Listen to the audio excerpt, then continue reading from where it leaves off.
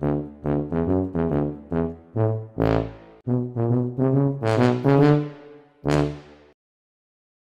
there, I'm Michael and welcome to another episode of Meeple Box, and this time we're talking about Ticket to Ride Europe, the highly successful sequel to Ticket to Ride.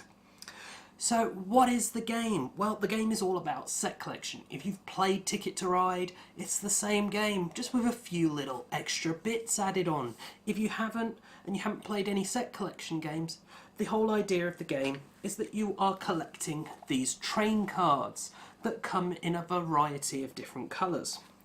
Once you have enough train cards of the right colour to match the track that you want to lay down, then you can play those cards to play your plastic trains onto that track, thereby completing that route between two places.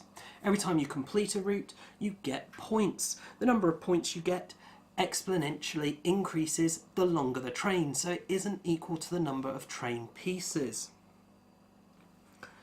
The aim of the game is to end the game with the most points, and as well as getting points for laying trains like this, you can also get points for having the longest continuous train at the end of the game. That'll get you 10 points. But the bulk of the points tends to come from tickets. And there are two different types of tickets. There are long tickets that everyone gets dealt one of at the start of the game that go long route but give you high points. And there are short ones which are shorter routes but give you lower points. And when you start the game and you're deciding which tickets to take and which to keep and give away, there is the choice of, do I keep the long one or do I get rid of the long one? It's up to you. But any tickets not completed at the end of the game are minus points.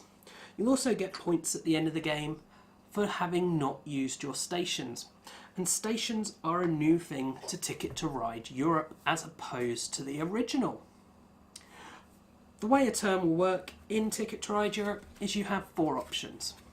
One of the options is to draw 2 cards. So there is a market of 5 cards available and you can draw one of those face-up cards.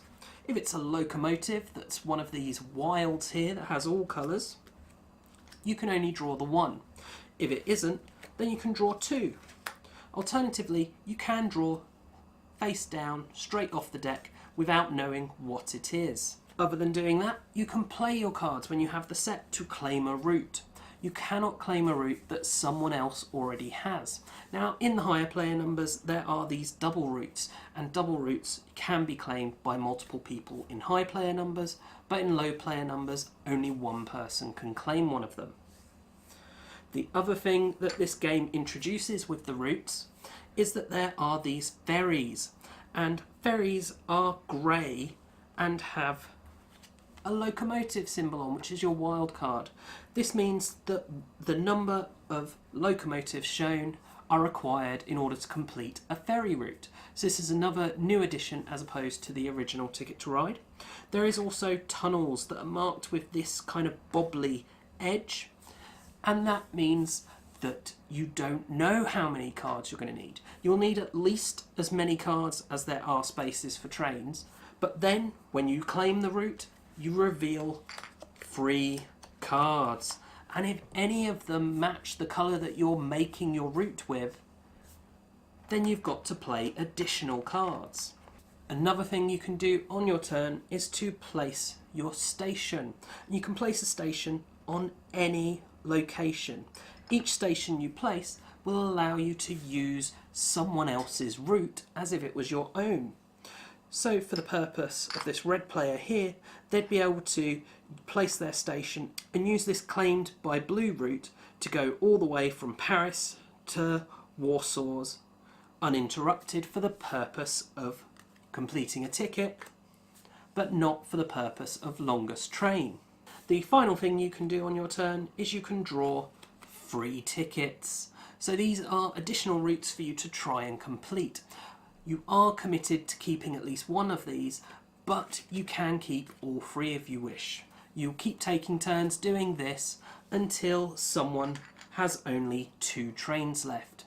At that point, each other player gets 1 extra turn before the game finishes. Then whoever has the most points wins. So let's take a look at the opinions on the game. Hello, I'm Von Tassel and this is Board, Deck and Dice. Today we're looking at Ricket to Tide for Meeple box. Now this is the eponymous, that's a word, gateway game. This is the gateway game that almost everyone suggests and is universally praised. So what do I feel about Ticket to Ride? Now don't get me wrong, Ticket to Ride is a great game and a great gateway game, and whenever I use it with people who are new or first game they've played for ages, it goes down a storm and people have gone out and bought this after I've played it with them. For me though, this is like when you're listening to your music on shuffle and a song comes on from that band that you haven't listened to for years and you would never choose to listen to, but you really enjoy it while it's on. You turn the radio up and you think, oh, I should dig out their album and listen to the whole thing. And that's a bit like my relationship with Ticket to Ride. I would probably never choose it on game night. I'd always go to other games that I want to play. And really, that's kind of my problem, not the game's problem. Yet when I play it, I always have a good time, I always enjoy it. So for me, I'd like something often a little bit deeper with more probably card play. I love deck building games, or something different in the theme, something to get my teeth into. Yet whenever it comes out and is played, I have a great time. So that is my thoughts on Ticket to Ride for Meeple box. Thanks for watching and I'll see you again soon on Board, Deck and Dice. Ticket to Ride Europe is a phenomenal game for all the family to enjoy. And all you need to know is that this is one of the biggest selling games, or at least the Ticket to Ride family is, of modern board gaming. And that's because it is so simple to play. And of all of them, of the base sets, Ticket to Ride Europe is the best. And there's a sound reason for this. You can play this exactly the same way you would play Ticket to Ride. You can ignore the ferries, you can ignore the tunnels, you can ignore the stations, and you've got the most basic version of Ticket to Ride that is a fantastic intro game of set collection where it's simply drawing and playing. It's so easy for anyone to understand. The fact that these tickets work for being negative points if you don't complete them is a great incentive to actually do that. The fact that you pick at the beginning whether or not you're keeping them means that the randomness of being dealt them is less of an issue, because you can choose not to keep them all and draw some extra ones as an action, and you're not hugely penalised for that. There is a high element of luck in this when you're drawing the cards, but it mitigates that by having the market, which works fantastically well. It's so simple for anyone to understand, but this version you're able to make it more of a gamer's game by having the stations that rarely get used, but they can be key to completing your longest route, for example, and getting a huge ton of points. Or you can hold them in reserve and just know that there are a few points at the end of the game. The tunnels and ferries just change up the game and make it so that there are different things to aim for and make it more interesting and more that you need to consider. And that is why Ticket to Ride is so fantastic, because it is simple fun. It is a game anyone can pick up and play. It takes minutes to explain, and then you just have fun with it. The level of randomness, but the level of planning with regards to where you're able to go, etc., just works fantastically for everyone. And of course, it's Days of Wonder. That's like having a seal of approval on a game. You know it's good components. Okay, it's plastic, but it's good. The wooden tokens are good. Everything in this is good, high quality. And that is Ticket to Ride Europe, a fantastic game. Check it out. From the beautiful board to the great components, Ticket to Ride is certainly a great looking game, and I love the level of detail they've gone to. Even on the cards, all the trains are different, so it's really easy for people to see, and the symbols match the symbols on the board. So it's a really accessible game, and that's what I love about Ticket to Ride Europe. It's one of my go-to gateway games for people. I love putting it out on the table, I love how it looks, but it's also got really great gameplay. With gateway games, what I often find is that after the first few playthroughs, for me, it's kind of, I'm ready to move on to something a bit heavier. but Ticket to Ride Europe I'm always ready to bring out. I prefer it over the base Ticket to Ride, the American map. I like the tunnels, I like the sort of tighter routes that it has. And yeah, it's just a really great, fun game.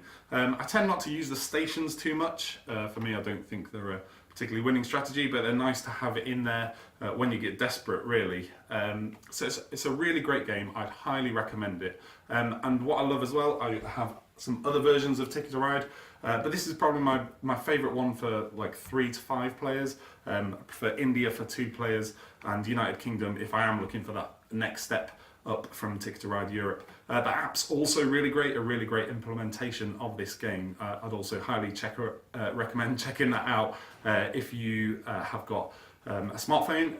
Have a go at that. It helps you learn the rules, it helps you just get your head around all the different bits. But certainly a great game, probably in my top 10 games of all time actually, even though it is a bit lighter than my other choices. I love this game, highly recommend it. The Ticket to Ride franchise generally has really lovely pieces. I mean, look at them, you can imagine going with little wheels all across the go. And they collapse. And it's got simple rules, you can share it with anybody. And it's got the joy of building a sprawling network that taps into basic human desires. And it's, yeah, complex enough for extensive mathematical analysis and online play. Now, we are talking about Ticket to Ride Europe. And in Ticket to Ride Europe, they took away some of the randomness by having the long routes and the short routes separated. Now everyone gets one of these and a bunch of these, and so a beginner is going to have a more balanced hand. But at the same time, you've got the tunnels, which means that you draw extra cards and you might need to put down more than you expected. And so you cannot very often, if it's a 2-pointer, put down double what you thought. Now, there are only 3 tracks that give you more than 7 points. 2 15-pointers, 1 21-pointer. That's a lot of drama. This is all things that you need to work towards. The 8-piece track is a tunnel, so you need to have extra for that, whether in the form of locomotives or the same color. Similarly, the 6-pointer, one actually forces you to have locomotives, the other one is also a tunnel. And so, personally, I prefer USA.